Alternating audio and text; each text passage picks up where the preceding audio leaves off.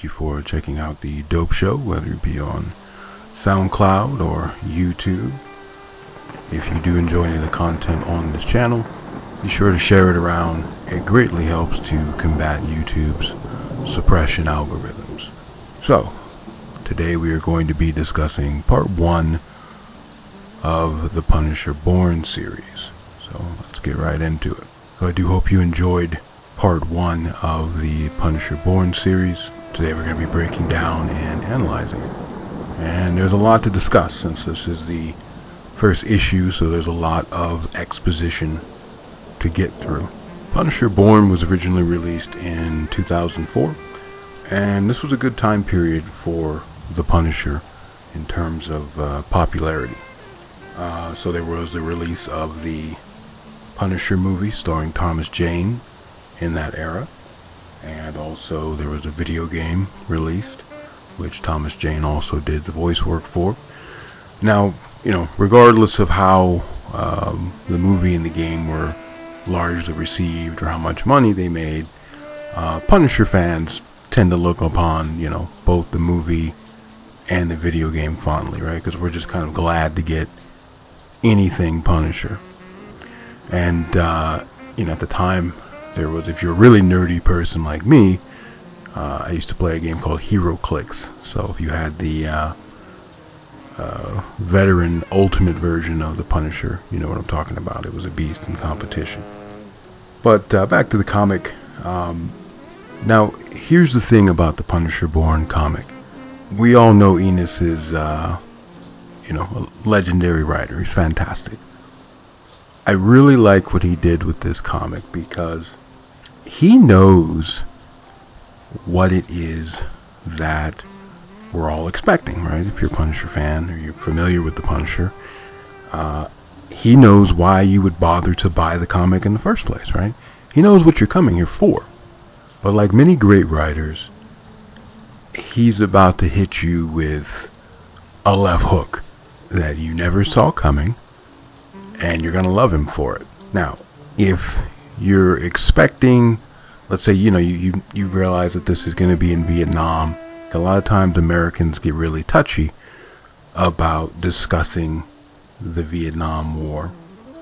So basically for this comic, so if you were expecting, American propaganda, then you're not going to get it here. If you're expecting, Captain Frank Castle to be portrayed or presented as some vigilante hero, you got the wrong comic.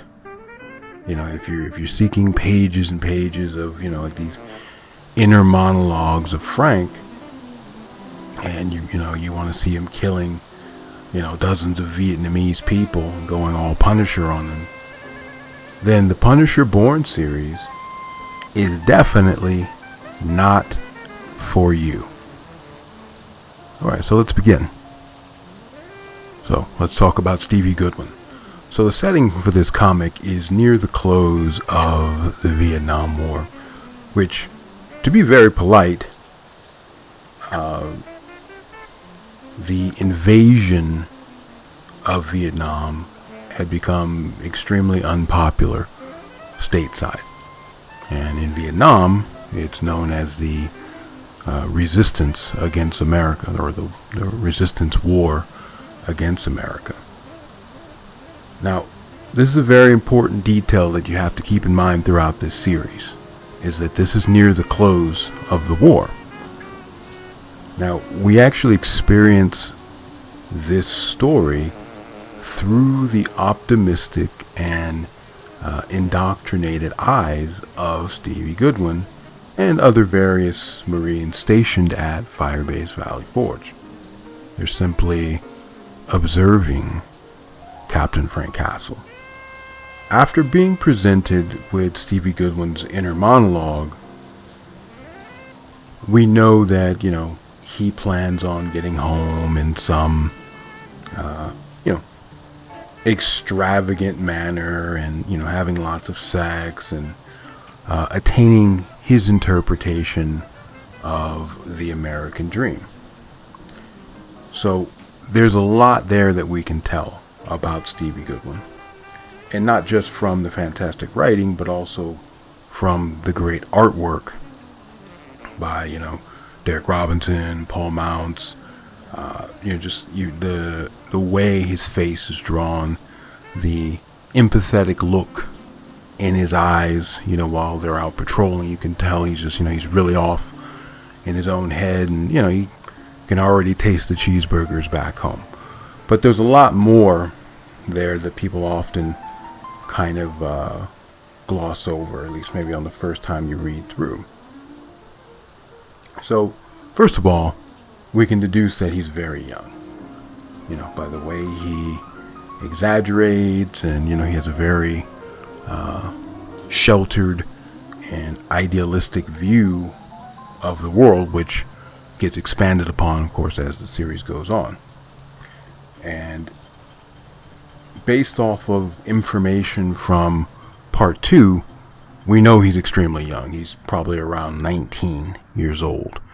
And yes, you heard me correctly. He's going to be about 19, 18, maybe 20 years old. And that is historically accurate. The United States did send kids off to war. My grandfather went to Vietnam at 20 years old.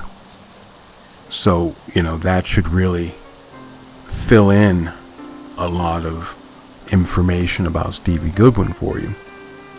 But also raise a lot of questions. Now, something else that people tend to miss is the line when he's talking about what the angels look like on his, Freedom Bird, on his ride back home. Notice that he says round-eyed angels, right? Meaning if you don't have round eyes, you're not allowed on his ride home. Now, there's a lot of ways that can be interpreted. A lot of people, will try, maybe he's just tired of looking at Vietnamese women and he just wants to see a white woman. Now, I don't choose to go that route with it. So I'm not going to do apologetics. I think that's a brilliant piece of writing by Enos to put that in there. And it's also very realistic and accurate that he has either developed bigoted ideas from his time in Vietnam, or perhaps he showed up to the draft board that way. We don't know. What I will tell you is that it's very grounded in reality for people to develop bigoted ideas against people from a country that they were in combat from. For instance, when I would go fishing with my grandfather as a little kid, it was usually him and other Vietnam veterans. And let me tell you, they would drop some comments about Vietnamese people that were like a 13 on a scale of 10. And I never forgot those things. You can also look at this as a former senator of my state, Arizona, Senator John McCain. He's noted as, I believe it was an interview in the year 2000. He was being interviewed and he said straight out, I hate the Gooks and I'll hate them for the rest of my life. Now, again, a lot of people will always try to, he was captured, he was tortured, but part of the American propaganda is to completely omit, well, what were you doing there in the first place? What are you doing in these people's country in the first place? Do the Vietnamese not have the right to defend their country from outsiders, just like anybody else, right? Imagine if somebody, let's say Russia, decided they wanted to land troops in the United States because they wanted to intervene in, the protest. Can you imagine that? But furthermore, you can also see this represented in movies quite accurately. There's a scene from The Exorcist, where you have a British guy and, he doesn't like the German guy. Like, it's a kitchen scene. It's a very small part, but it's very memorable. You can see this in, pretty much any movie about Vietnam. You can see this in The Patriot. You can see this in Gran Torino. So it's, it's pretty accurate for people to develop those kinds of ideas after, being in combat against another country. So that's the way I choose to interpret it. Now, I don't know about you, but if I just survived a tour of duty, you could fill my plane with every type of woman you can find on this planet. But, that's me. Now, I really like the idea that they give him some bigoted ideas. I feel like it provides a much more interesting character and more depth, especially when you combine that with his best buddy in this series is a black man that chooses to deal or cope with his existence or his situation by doing heavy drugs. Now, I know a lot of people are like, well, how does being a bigot make for a more interesting character? So, oftentimes, when we are so turned off by something, we're more likely to just dismiss it and not study it. Furthermore, I like characters that have a lot of problems internally, right? Especially if it's something that's going to go on long enough where you can see a character arc. Now, for all you perfect people out there, if you're Mother Teresa, then hey, guess what? You'd make a very boring character in a story. All right? Something you should always keep in mind. Anytime you see somebody who is filled, who either, you see somebody who is filled with hate or has, really bigoted ideas, and it could be anything. It could be, somebody that hates women. It could be a woman that hates men. It could be somebody that has a problem with people from different ethnic backgrounds. Something that should always jump out to you is pain. We're always trying to avoid and bury pain, right? Because that's where that hatred comes from. When you apply this to Stevie Goodwin, now you kind of have to think like, okay, where does this come from? Because you have to remember, Stevie Goodwin, he's not some greenhorn that just stumbled in from basic training, right? He's almost out. He's almost gone. He's only got 38 days left, right? So, he's a grizzled combat veteran.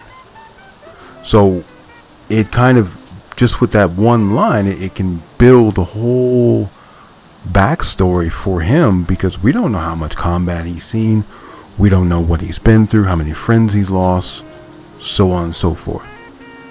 Plus, he doesn't appear to be filled with a lot of hate, like many of the other platoon members, right? So if you see him, he doesn't take part in, he's not mutilating corpses.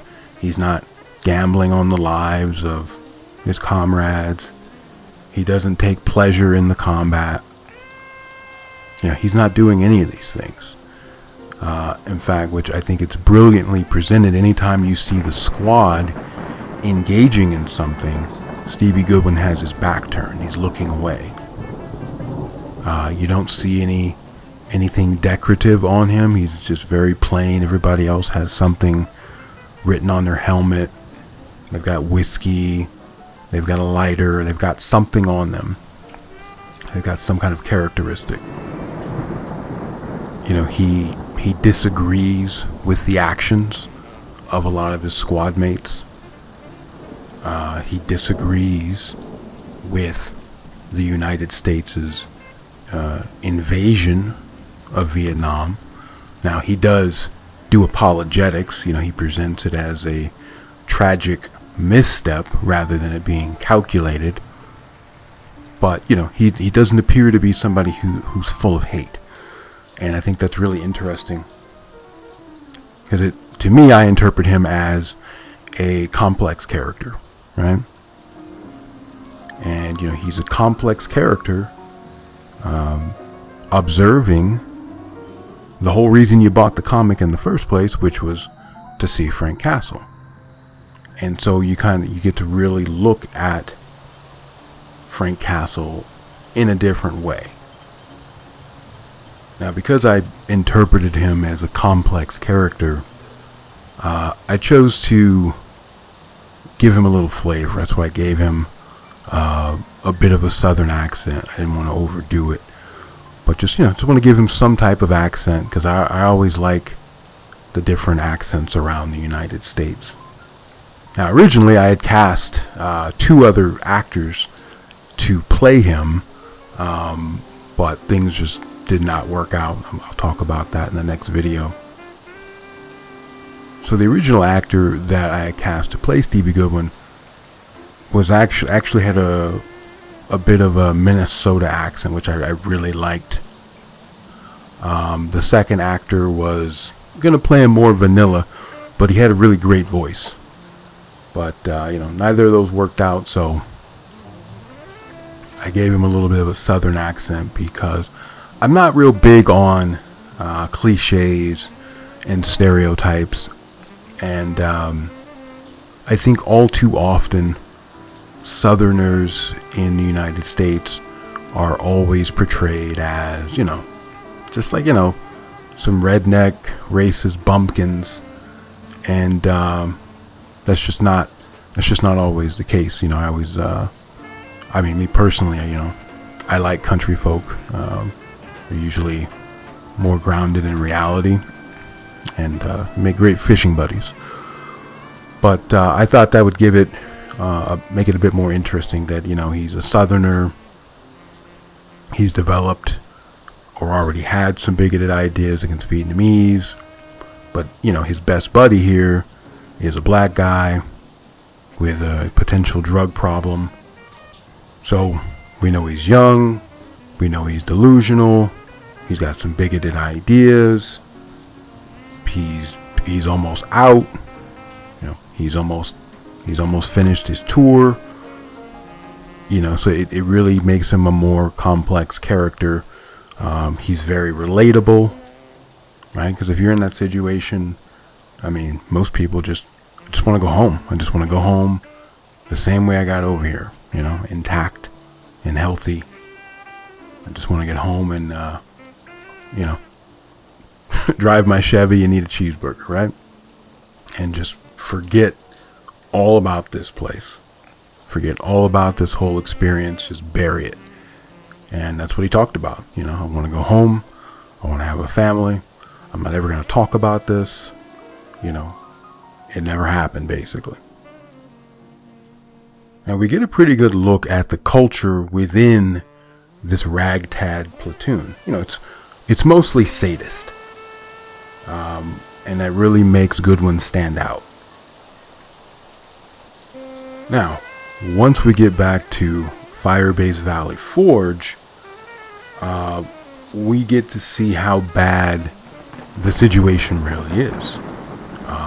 Colonel Ottman is obviously, an alcoholic and somebody who has, almost completely abdicated his duties as commander of the base. We get the sense that he's very annoyed with Captain Frank Castle. He doesn't want to talk to him. He doesn't want to hear any reports. He just wants to be left in his tent to drink and, wallow in his sorrows.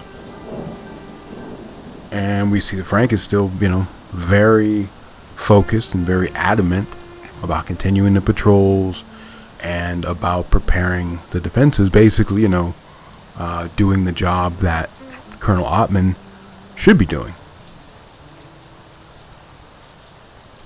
Now we see that Ottman, he's not gone. He's still very much aware. He's cunning, so he sends out Captain Castle kind of as, a sacrificial lamb to General Patton.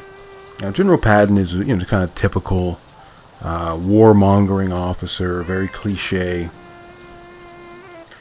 Now, again, usually I don't really like cliches, but I think it really works for this particular story because, it really provides a lot of nuance, because then you have Stevie Goodwin who's there, he disagrees with it, but he's still going to do his job. You get Captain Castle, who's clearly something's a bit off, but he's very focused in on doing his job. You have Colonel Ottman, who's just like, forget about it. And you have a lot of the other Marines that have, they're just like, whatever, let's smoke some weed until they close this place down. Now, the general, he clearly has no problem with the United States attacking sovereign nations and, playing world police. And, he spouts off, just typical, right-wing jargon about peace freaks or, liberal media. And he downplays something which was actually historically correct, which was the fragging of officers. That was a very real thing, but he dismisses it. Now, Frank notices that this general is painfully unaware of the situation and, how it should be handled. I mean, the base is, it's not, and, he has to lay it on him. Hey, look, you're not properly staffing us. We're not properly supplied. I don't have any sergeants. So, what message does that send everybody? This place, Firebase Valley Forge, is pretty much just a place where they drop rejects and people they don't really know what else. They don't want to send them home, but they don't really know what else to do with them. So, after getting a look at what's going on in this base, after getting a look at Colonel Ottman, Stevie Goodwin, and Frank Castle, it should kind of raise some questions like, all right, how did all these people wind up here? Right? What did Frank do to wind up here? How did Stevie Goodwin wind up here? How did Colonel Ottman wind up here? How many of these people, how long have they been here? You know what I'm saying? And so we see that, okay, that means they don't have to be conducting these dangerous patrols, but he chooses to do it anyway. So now, it kind of raises some questions. Why is Stevie Goodwin still participating in these dangerous patrols? What would you do in this situation? Now, let's talk about Frank's reaction. This is where we get hit with the lightning bolt. All right, so Frank drops this information on the general, and the general decides, okay, yeah, look, we're gonna close this place down. Right? Now, you would think he would be more concerned about trying to get properly staffed or supplied, or get some NCOs in to properly support him. Or hey, look, how about transfer me out of here? Whatever. Instead, Frank gets really defensive and he makes an argument about why the base should remain open, even near the end of the war. All he has is just a little ragtag platoon of sadists. But instead, he chooses to lure out the general within range of a Vietnamese sniper. So he just straight up murdered this dude. And I remember the first time I read this comic years ago, I was like, whoa. Like I put the comic down for a minute. Like what is going on here? Because now, okay, Frank Castle, he's not some sympathetic character. We can't view him in any light as heroic or noble. Even some, far left-wing hippie like me who, doesn't like General Patton. I don't want to see him get murdered. So we get a lot of information filled in. Remember previously Stevie Goodwin had brought up, horror stories about Frank Castle. It's pretty clear that Frank Castle's already made a name for himself within the military. He was in special ops, he was doing wet works, and then all of a sudden he's in command of a platoon, on some base of misfits. So this must mean the horror stories are true, right? That's probably what got him bounced out of special ops, and he wants to stay here when everyone else wants to go home. So, that's just a lightning bolt into this story, because you're just like, what is going on here, right? So this character that we all love, who later on, goes on to become the Punisher, who's basically, who goes around judging everybody else as far as, who should live or die, who should be punished. He just murdered a senior officer for doing what he was supposed to do in the first place, shut the base down.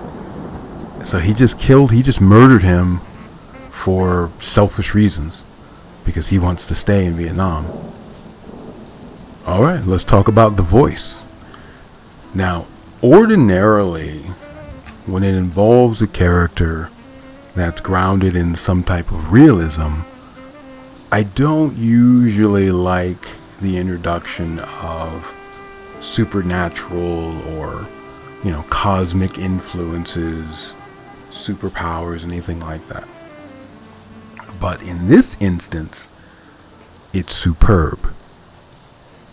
And it makes you look at the Punisher in a different way if you choose to adopt this backstory and then apply it to other comics. Now, the voice can be interpreted as death or the devil, or I've even heard somebody, say it was schizophrenia. Any of those are fantastic for me. Now, I had a lot of fun with this role. Obviously, I took a lot of liberties and added a lot of dialogue. So I've always enjoyed movies or shows that choose to portray, the devil or death or a fallen angel in a really bright and fun manner, right? Because if you think about it, if you've been around for thousands of years and you've had, VIP seating to the disgrace, which is humanity, and you know all these things. You can speak any language, you've seen every play, you've read every book, you're having a good time. And furthermore, those types of entities typically know the dark secrets, or they see through all the bullshit, and they know all the things about characters that they really rather you probably don't know. So for instance, if you look at the origin, like in the origin of the Punisher, his name is actually Francis Castiglione. Frank's Italian, which means, he's the child of Italian immigrants. Now, something that's kind of, usually omitted from American history is that when, we used to have these, Ellis Island and Angel Island, where we would welcome immigrants in, but, Italian immigrants and Irish immigrants were not welcome. There were plenty of racial slurs that were developed for these ethnic groups. So as a result of that, you had a lot of people change their names to try to, be more, American. And obviously, I think that's what went on with, at least the original concepts of the Punisher. Now, we don't know if it was Frank himself that did that, or if it was his parents. But that's why I put that little line in there. Furthermore, he's most likely not going to want to be, addressed as Francis. Now, there's some really good examples of that in movies. So, in a movie from the 80s called The Untouchables by Brian De Palma, there is a scene where Sean Connery and Kevin Costner are recruiting Andy Garcia's character. And he's basically like an expert pistol marksman, and he adopted the name of George Stone, when in reality, he's Italian. And typically that's what a lot of people would do, is they would change their name and then they would join the military, or they would become a police officer. You can also see this in the beginning of Godfather Part 2. Remember the conversation between the senator and Michael Corleone. So I always thought that's, it's really interesting. And that's things that I'm really big fans of. It's just, there's a lot of story that can be filled in with just small little details, if you choose to look for them and really think about them. And, saying that the voice is an actual entity, that's something it would most likely chastise Frank over. Instead of calling him Frank, it's going to call him Francis, and it's going to call him by his Italian name and not Castle. So clearly the voice knows, he just saw what Frank did. Frank set the general up. He straight up murdered him by proxy. And this entity knows about it. It knows that Frank wants to stay here, and it offers him a deal. Hey, I know you love this. I know you'd like to do this for as long as you can. So hey, let's make a deal.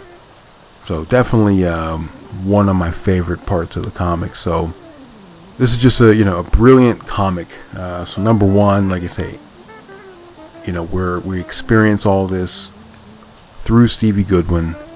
Frank is not, a sympathetic, like he's not being portrayed as, some heroic character. And then, you get the introduction of the voice. And man, I mean, it's just, you don't really know what to expect from this point. So thank you again for checking out the Dope Show podcast. Part 2 of the Punisher Born series will be up October 23rd. That is a Friday, 9 p.m. Mountain Standard Time. Feel free to share the video around. Alright, so please grace the forums over at dopeshowblog.com, or leave substantive comments in the comment section. Now, if you have anything more extended, feel free to leave me a voicemail. Now, as always, don't say anything on the voicemail that you don't want me to play on the podcast, because there is always a chance I may play your call.